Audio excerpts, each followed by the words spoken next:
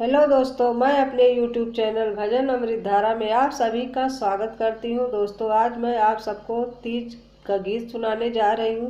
अगर आप सबको पसंद आए तो मेरे चैनल को सब्सक्राइब जरूर करें, साथ में लाइक शेयर कमेंट भी करें। हमें तो से पूछी लाए गौरा, खुली के बतावहु, खुली के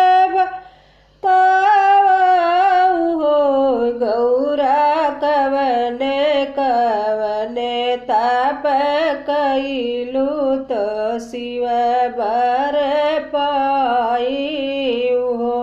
हे गौरा कवने कवने ताप कैलू तो शिव बर पाइहु।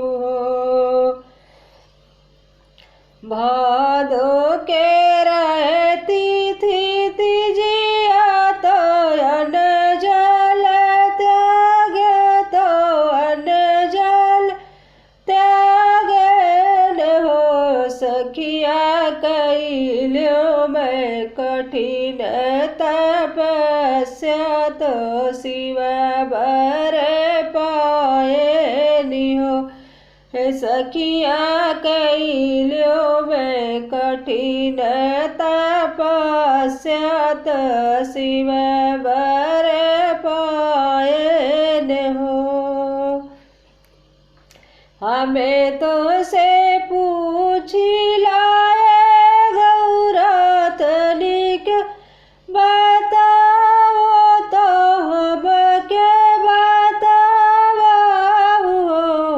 हे गौरा कैसे कैलू पूजन मत शिव बर पाइहु।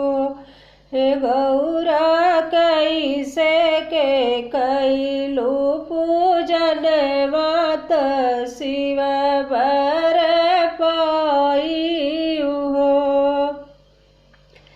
बालू के शिवलिंग बनवली, त गंगा जल नहवाउली, त पंचामृत नहवाउली न हो सखिया।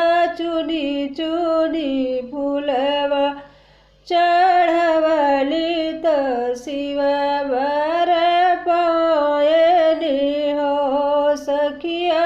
चुनी चुनी फूलवा चढ़ाए, तो शिव बर पायन हो। एक साल बीतल, दूसर साल और तीसर साल हो सखिया। बीती गईल बरस हजार, तो शिव बर पायन सखिया। बीती गईल बरस हजार, तो शिव बर पायन हो।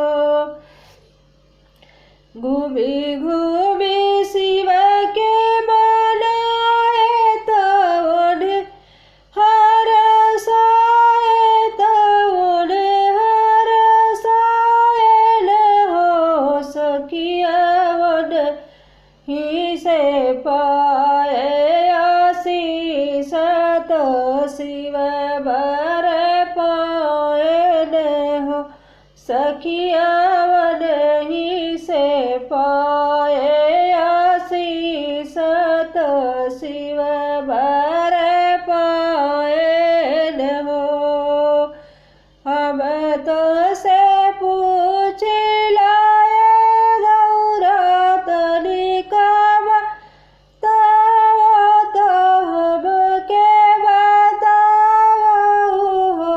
गौरा कवन कवन तप कैलू, तो शिव बर पाइहु।